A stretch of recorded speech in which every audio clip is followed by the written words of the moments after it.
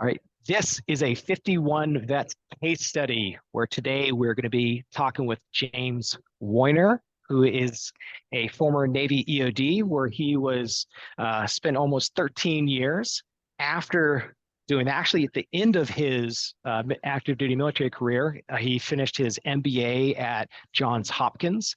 First job coming out of active duty was at a private equity firm called Atlas Holdings, where he was an operating associate.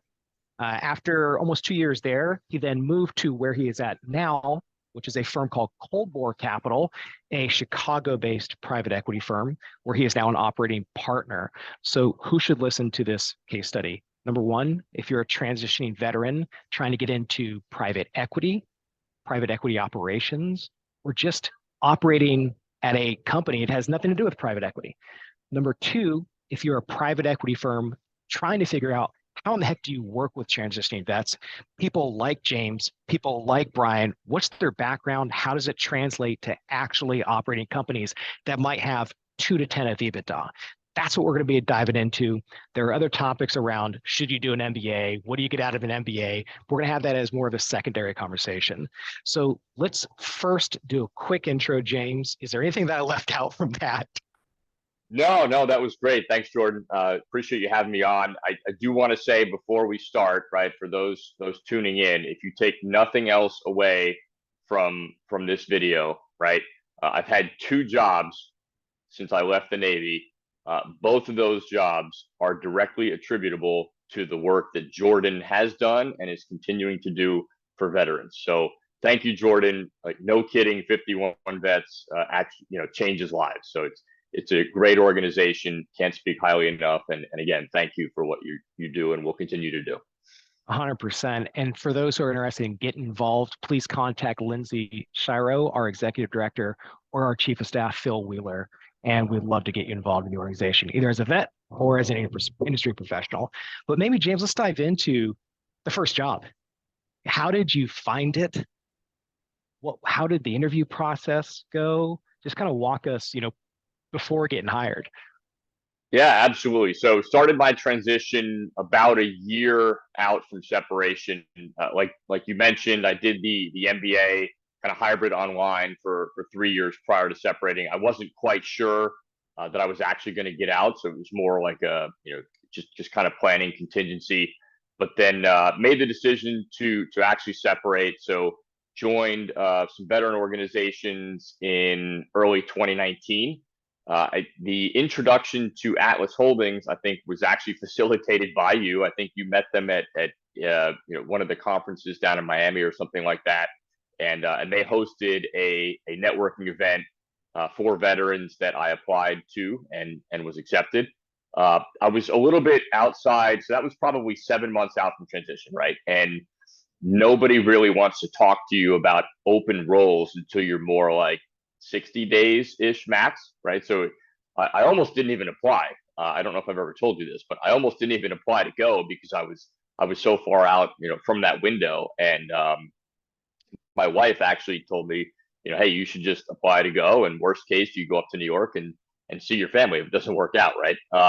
So it did work out. That was great. So all that to say, look, I'm not gonna, we don't need to spend a lot of time, I don't think, talking about networking. I think everybody preaches networking, understands the power. But again, I'm just another living, proof, living example of the power of networking. So made the introduction there, got to know them. Great firm, great people. We kept in touch.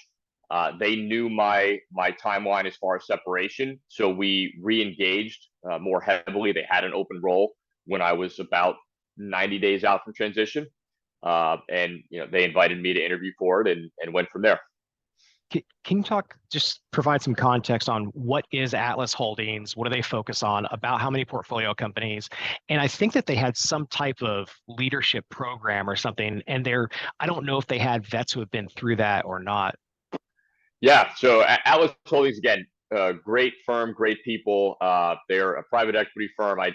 Their fund size is definitely in the billions now. I think they're 15, 20-ish years old.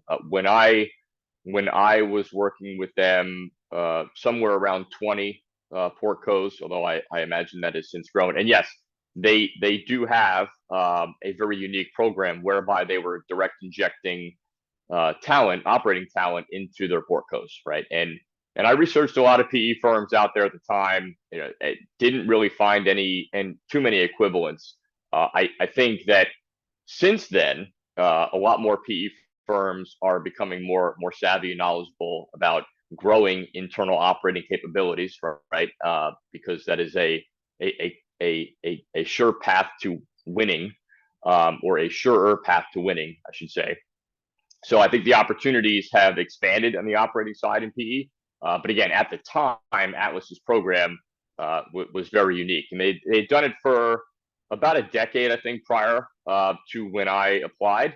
And myself, and then one other gentleman who were picked up from the Navy, we were the first two veterans. I'm sorry, no, they had just hired another veteran, so they hired essentially three veterans. Kind of all in one go, and we were their first dip into the veteran waters. Yep. Yeah, and to kind of double tap on the idea of the operating partner. So in private equity right now, an operating partner is typically someone who has done 10 to 20 plus years at Toyota, at a large corporation, where they can be a senior resource to the portfolio. However, in the past year or two, private equity firms are now building out the junior to mid-level tiers on the operating side to support them.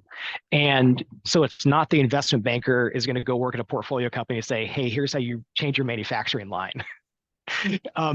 What was the, go ahead. No, yeah, I think the title operating partner can, like you said, it can mean different things in different firms. I think that the traditional definition is what you said, right? But again, as firms are growing their internal capability, their organic capability, right? There are more and more people holding that title, and it covers a broader range of folks, myself included. Awesome. I think Brian had a question on interview process, and then we could dive into Sure. like what you actually did at Atlas. From the transitioning service members perspective, the especially what you're looking or attempting to procure, that interview process seems pretty daunting. Can you kind of maybe talk to the highlights of that, and then how did you prepare for that process? Things that you did well and things that you maybe could share with others to better prepare for them. Yeah. So Atlas, again, a non-standard firm all around, and I mean that in a great way, right? So their interview process, I think, is probably different than what you'd see at other iBanks or PE firms. They tailored their expectations, we'll say, based on the fact that we were transitioning veterans, right? Didn't have dedicated experience, so. And that was great, right? Not every firm is going to do that. I think that just in general, right? Some of the things that people throw out frequently about interview advice for veterans, right? Don't be afraid to talk about your own personal accomplishments, right? Don't feel like you have to downplay or adopt that quiet professional mentality. So definitely convey your value.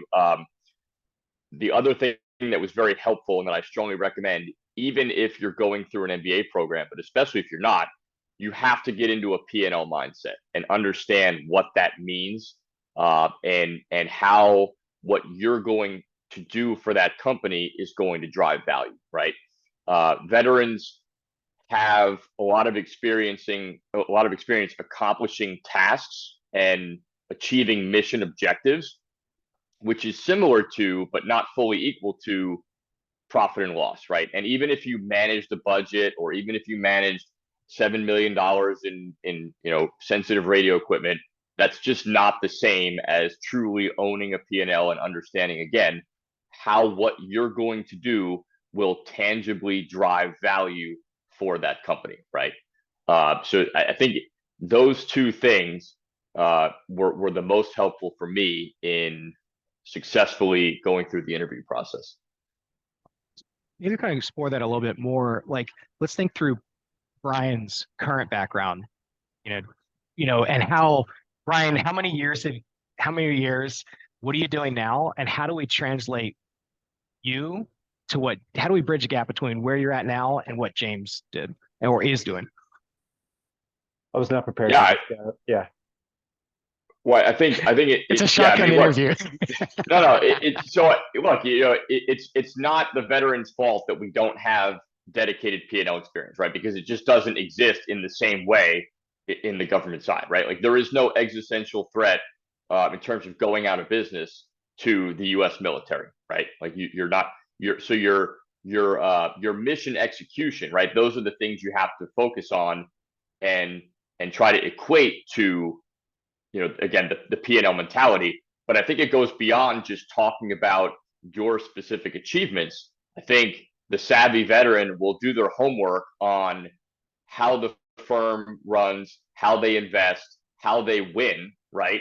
And then be able to say, like, look, all these things that I did in the military, the mission execution, the team building, the problem solving, the people skills, all that stuff, right? Here's how that will connect to what you're doing to help drive the value. So I don't think, Jordan, it's a matter of like spinning what veterans have done, because you really can't spin it beyond a certain point. It's Yeah. connecting in the interviewer's mind what we've done, what you're doing, and how we go forward together. And I think the way to help bridge that gap is when Brian is interviewing for example, private equity portfolio operations, you have to understand, what does that portfolio company do? Exactly. Yep. Like if they're, for example, going through a transition of a new paint line, well, okay, well, now I understand what like a sample project is, and here's what he actually did managing 10, 50, 500 people. Like I can do this job and I know what that portfolio company is going through. So I think the takeaway potentially for transitioning vets is speak to operating partners, ask them what they're actually doing in actual portfolio companies, and then map your experience to what they actually did. So you have tangible, specific, not just conceptual, I'm a leader. Yep. 100%. Yep. Brian, can you give your background? I'm a retiring Special Forces officer. I've been in for 24 years and obviously a bunch of deployments, managed a bunch of organizations, a bunch of teams, operations, money, etc. To just double tap on some of the stuff James said, how do I help you win? Like walking in the door and visualizing that, I think that was a great comment. The other thing about to me, as soon as I was able to get out of the military environment and be in a commercial apparatus, it doesn't even matter what it is. You quickly identify the things, and actually, this is probably something that James could jump on afterwards. You quickly identify all the skills that you had that are immediately impactful on any company, and you need to see that quickly. And the only way to do that is to get away from the military and get involved in an organization. And then the second thing is the sooner you can understand P&L and the sooner you can understand how to actually just translate your skills into another language, it almost just starts taking off and it starts becoming almost transparent to you. If you have any comments on that, Jim. Yeah, absolutely. So, the two biggest ways you're going to impact right off the bat are communication and people, right? You know both of those things. The technical skills may or may not translate directly, depending on what your military background was and what industry you're going to be working with specifically. Even if you've done an MBA and it's still going to take you a little bit of time to spin up financially and get fully acclimated with tearing apart a P&L and understanding a lot of ways to drive value in that way, right? So communication and people, and I think those are the two ways that veterans are going to bring a lot of value. Veterans, special operations veterans especially, we're accustomed to working with minimal oversight.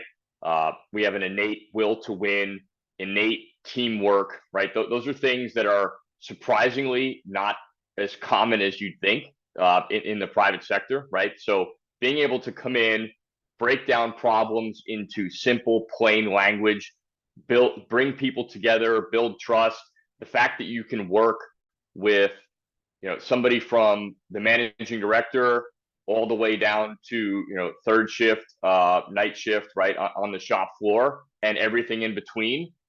There are not a lot of people that can do that. And oh, by the way, you're also willing to speak truth to power, right?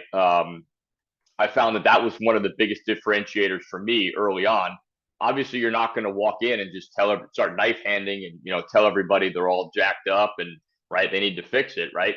But at the same time, it is lonely at the top, and so for you to come in and and point things out in a respectful way and speak truth to power, provide that feedback, it really is invaluable, right? And so again, communication and people.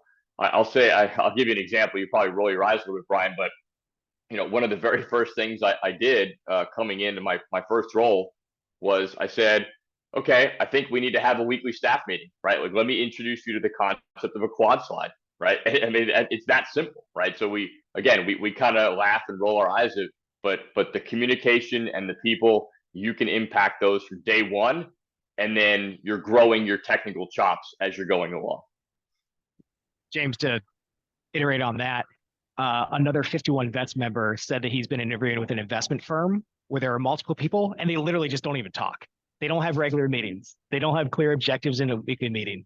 They're kind of three people doing their own deals with a common brand. There is no communication between the three of them.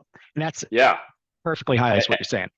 And that's and again, that's what Brian has spent a career doing, right? Is aligning teams, building teams, getting people from a lot of different backgrounds, with a lot of different skill sets, and getting them all focused onto the objective and enabling success, right? And there is a dearth of leadership in the private sector. It's just absolutely true. I mean, yeah, look, if you go to the top 1%, firms, yes, you're going to be surrounded by a lot of talented people with, leadership chops, but that's not the case in most places, right? So almost certainly wherever the savvy veteran ends up, they will be able to have an impact, even just by, again, encouraging communication and building trust across the organization. And to speak to like what Brian has been doing with us at 51 Labs, like it's this intangible, insanely valuable, like consigliere / outsourced director of operations / chief of staff / like truth teller behind the scenes to my wife and I who run the business together of like, right now we're going through an EOS implementation. So he's owning that internally. He's reviewed all our invoices. Like, all right, we need to get these invoices done. He's updated our P&L, which we haven't updated in months, like doing real stuff in a business and being that trusted source, which you can't trust with a 23 or 24 because they don't have the same experience. And that's one of the things that differentiates, I think, a lot of transitioning vets. No, and that's a great point, Jordan. And it's something I had in my list of things to touch on too is, the first rollout obviously is very important, right? Everybody wants to nail it. Different paths people can take. I always like to give a shout out for going places where everyone else isn't, right? Don't be afraid. Don't be so focused on name brands. Don't feel like you have to go to the top 1%, name brand firms. Again, the advantage of going sometimes to a smaller place, a more local place, is that you can touch all of those functional areas, like you said, right? So my first rollout, and really to my current role as well, right? These are, like you said, the 2 to 10 million EBITDA range, maybe a little bigger, maybe a little smaller. But when you're in organizations of that size, you can touch every functional area if you want to, right? You can drive out. You're going to learn about HR. You're going to learn about finance. You're going to learn about accounting. You're going to learn about sales if you want to, right? And you can be the director of operations or whatever. Whereas if you go into a very large, established name brand, top one, Fortune 50, Fortune 100 type firm, right? You're almost certainly going to be, your scope and your worldview is going to be like that big, which is not, and I'm not saying that's a negative thing, right? There are great opportunities everywhere. But that's my personal shout for maybe, considering the broader scope type roles where you can learn and get in there quickly and, find that hole and plug it every day.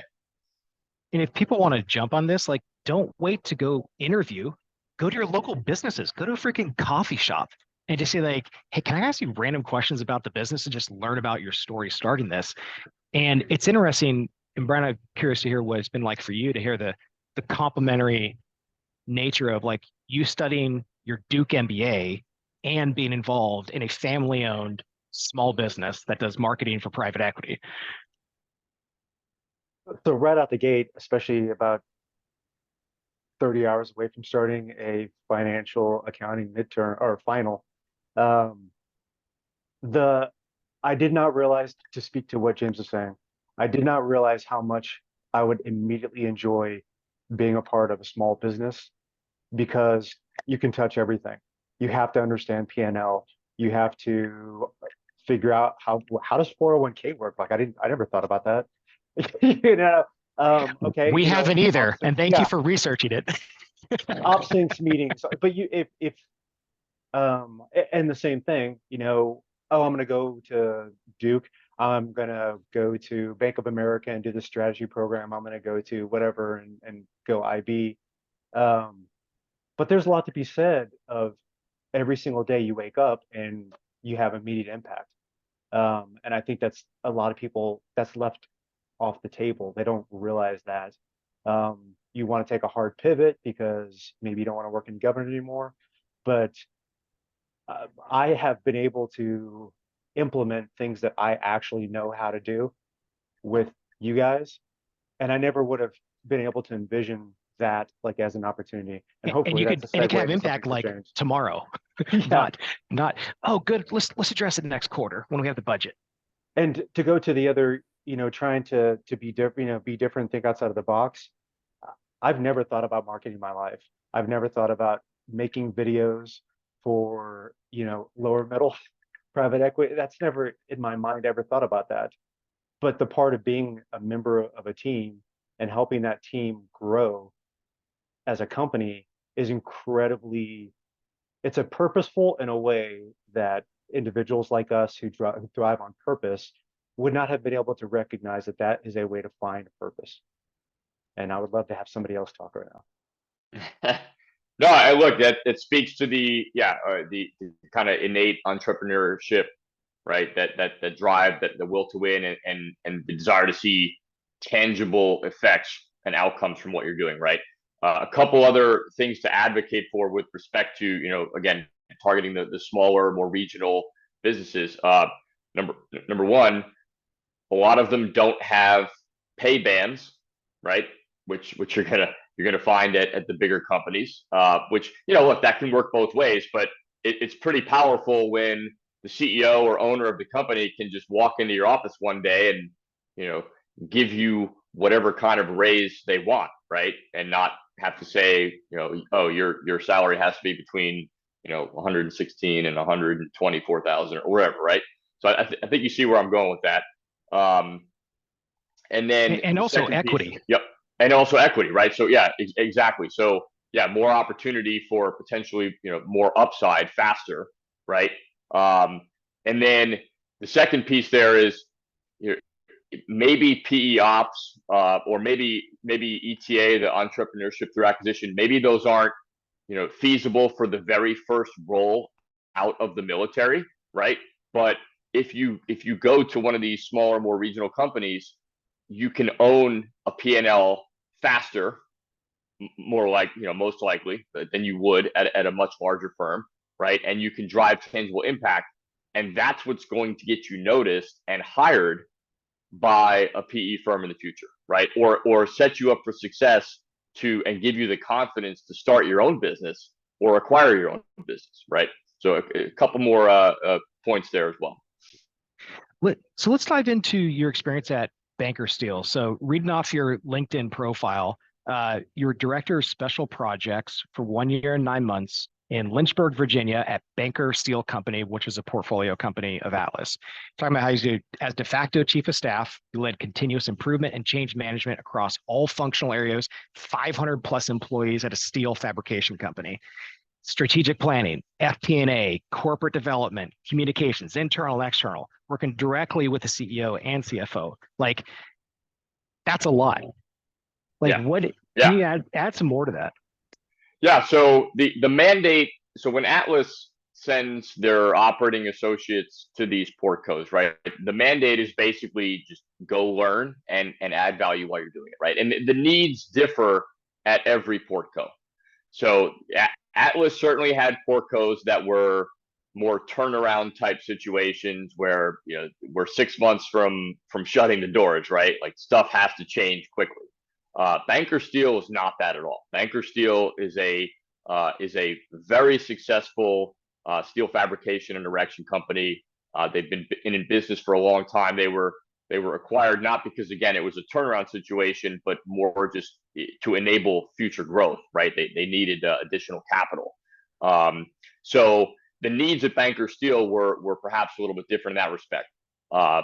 When I came in, and this is another thing on my list here as far as things I like to tell transitioning vets, try to choose your first boss very carefully, right? A lot of people get fixated on the company, the industry, but if you work for the right person up front who's going to invest in you and support you and enable your growth, that's very, very valuable to the point where I would personally consider like that to be a differentiator when I'm looking at different comp levels, right?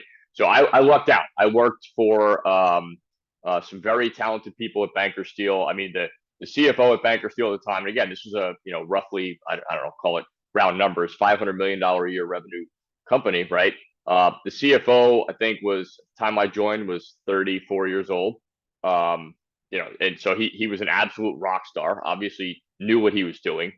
He and I worked very well together, and he invested heavily in me, right? And brought me along, recognized that I didn't know everything, but saw in me, the potential to drive change, and so that was extremely helpful. And the same thing with the senior leadership of the company as well, right? Just tremendous people. So culture is always key, but finding the right boss. So as far as what I actually did, I used the term de facto chief of staff. We didn't have a title of chief of staff there, but that's pretty much it, right? Advise and assist, jump in, special projects. Hey, we need to overhaul the maintenance program. We need to do FP&A for, we need to build budgets. We've never had solid budgets before, right? Can you build those out, James? Yep. Okay. And then Banker Steel was transacted too, right? So I spent a lot of time when I was there working on that process as well. Can you dive into that example, like the maintenance program? Like what was actually being done? What did you do on it? Yeah, so it's just I don't recall the specifics, but it was just more like the maintenance program wasn't technology enabled, we'll say, to the point that it could be. So it was really, again, just looking at the state of the program, looking at the people, putting SOPs into place, developing not developing software, but implementing the software, making sure the procedures are being followed right, pulling KPIs out of what's going on to actually present to leadership, so that there can actually be some insight into what's being performed and how often. I think that was the general flavor of it. Yep. Well, if it's cool, let's move over to Cold Bore Capital. What is it, and what's the background, and kind of what have you been doing from an operating partner perspective? Yeah, absolutely. So Cold Bore Capital is about 5 years old now. Veteran heavy. The two founders, one prior Navy, one prior Army. We've got 20 to 25 people on staff. The investment thesis with Cold Bore is a little bit different than Atlas. So Cold Bore generally executes a roll-up strategy where we're buying a lot of small businesses in the same industry and then kind of creating a cohesive, larger firm out of that, right? So by necessity, What's an Cold Boar's example of that, of like a roll up that you guys have done? Yeah, so we did one with landscaping companies, right? So you buy landscaping companies in some different geographies, and combine them, combine the back office functions, share best practices across the platform, grow and mature the leadership, that kind of thing. Yep. So um, so the so roll up strategy. So by necessity, right? Cold Bore has a very heavy organic operating capability, right? And we have to, because of our investment model, right? You can't just buy these small businesses that are in many cases founder owned and operated for decades, right? And then just slap them together and say, okay, everybody play nice and keep going, right? You need to have people who are integrating, who are bridging those gaps, who are jumping into vacant seats as necessary as the platform grows, right? So again, Cold Bore is very operating heavy by design and by necessity. So that's a little bit differentiated from, I'd say, some of the larger PE firms out there who are maybe buying single companies, right, and just making them better over time, but they're more mature and established. If that makes sense. So what are some like the actual projects you've worked on with Cold Bore at a portfolio company? Yeah. And it's so no, sorry, I cut you off. Finish. no, yeah, just kind of like a particular portfolio company, a particular project, and then kind of translating like what are the skills that you had to do to execute that, and then I'm curious, Brian, like kind of translating your background into what he is doing, and I was going to jump on that question. Same thing. I think we've already kind of hit what you bring to the table, or what someone from special operations brings to the table on some of these roles. What was hard? Like, what was challenging for you? What was difficult to transition into? Yeah. So let me hit that one first. So I think when you're on the operating side of PE, unless you are filling a specific role, right, like a title at a portco by necessity, right, like unless I'm filling a literal COO role or something like that, right, for the most part, you're going to be leveraging your skills to drive change indirectly, right? So you're going to do a lot of the buy, with, and through, right? Kind of the soft power. And so what can get frustrating about that at times is, like I said before, you can't just knife hand somebody and tell, like, this is how it's going to be because I'm James, the PE person, right? You have to enable success. You have to coach and mentor and lead indirectly. So there have been plenty of times where I knew that if I were in charge on paper of this particular person or process or whatever it was, right, I could affect the change much faster and more directly. But that's not necessarily always the right way to go, even if you can do that, if that makes sense.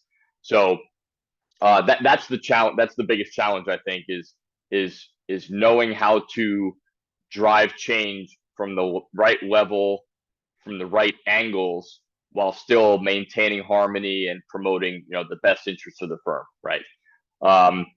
As far as things that I've done in the current role, Jordan.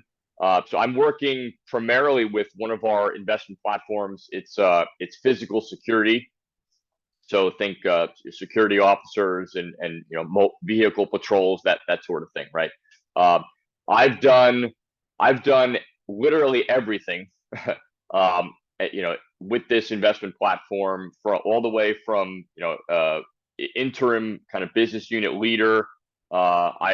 I literally hired security officers on Indeed for 6 months because we didn't have a recruiter at the time, all the way to now I'm the head of sales for the entire national platform, right? Because that role is gapped. So I'm filling that. So I've bounced around quite a bit. I've done just about everything. One of my first assignments, we had a particular business unit within the security platform that was underperforming.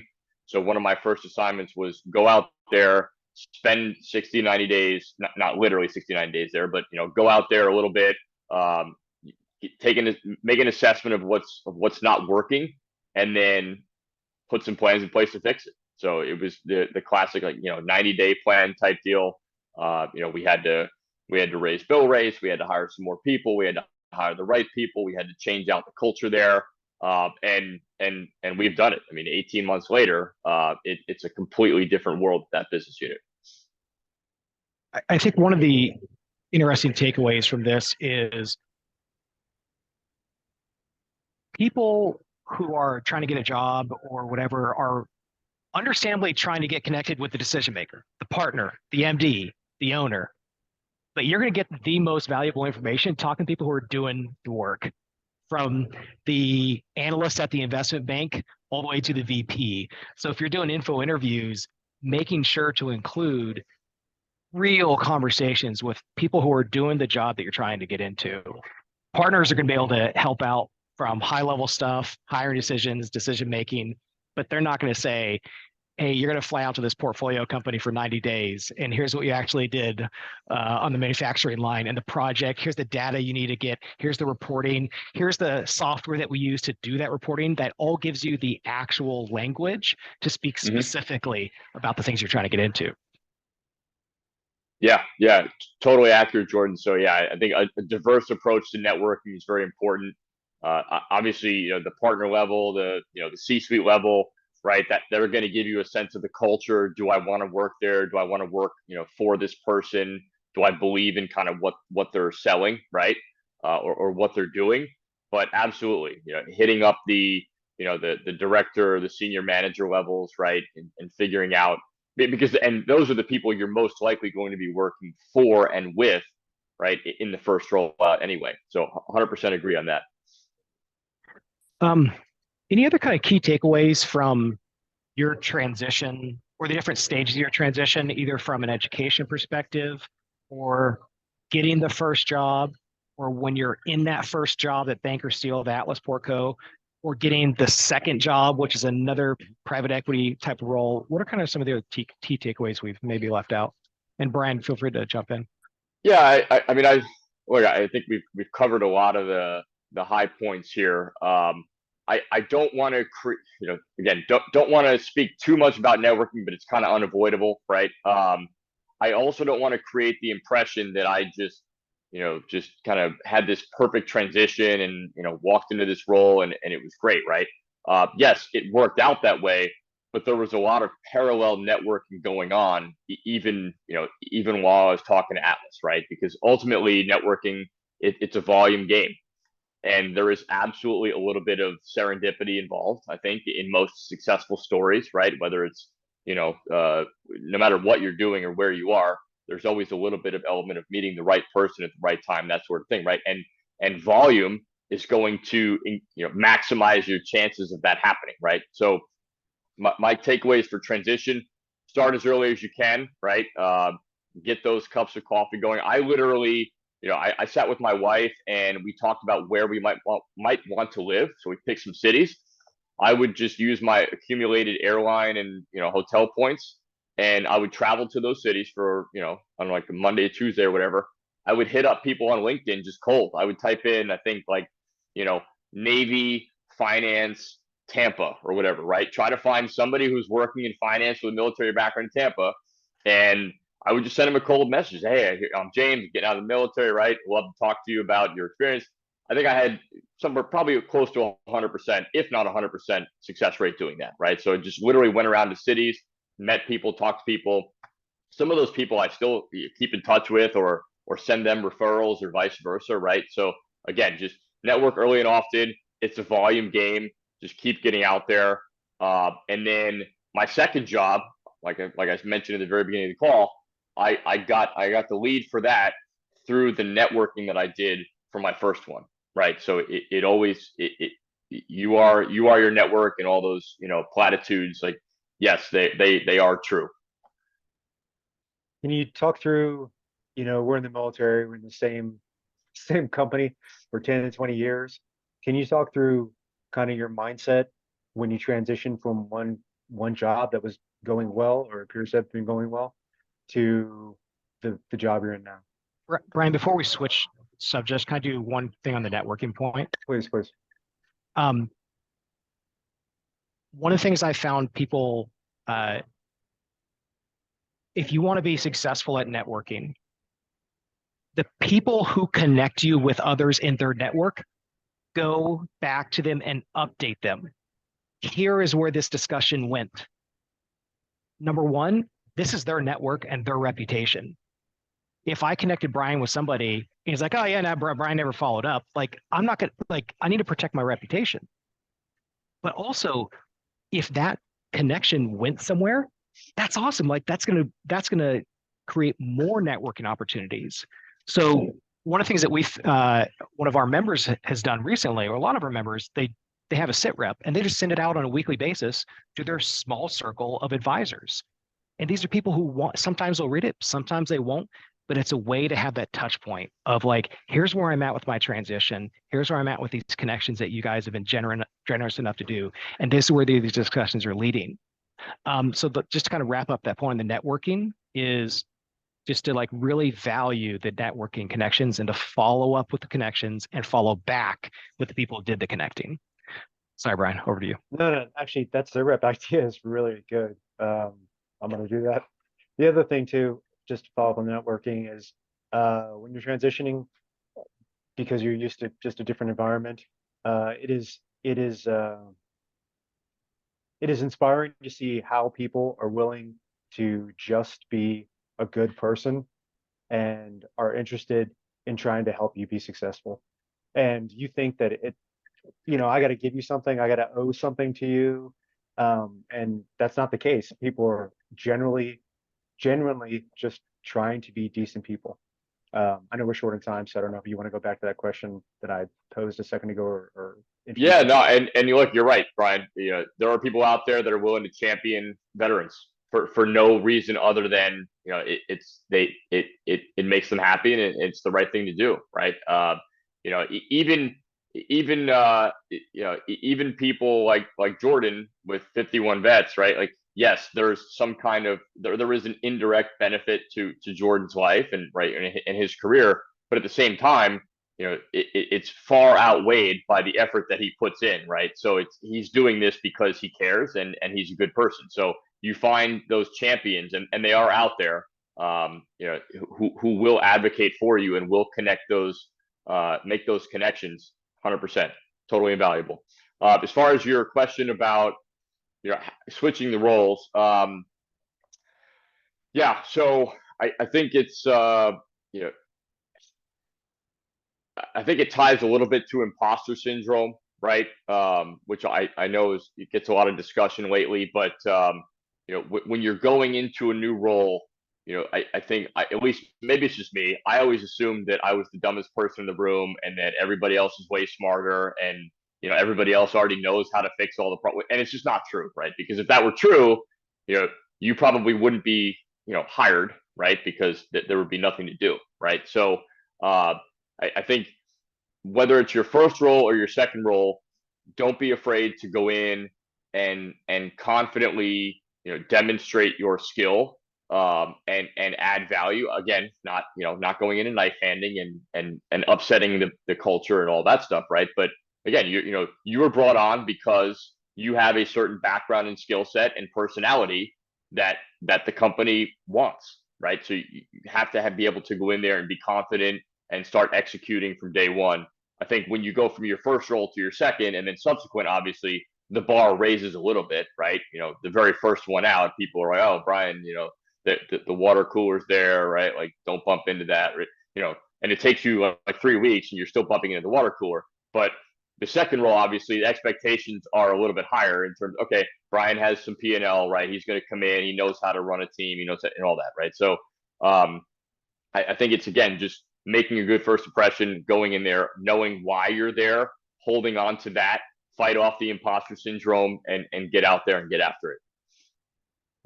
So the imposter syndrome comes up a lot from our community.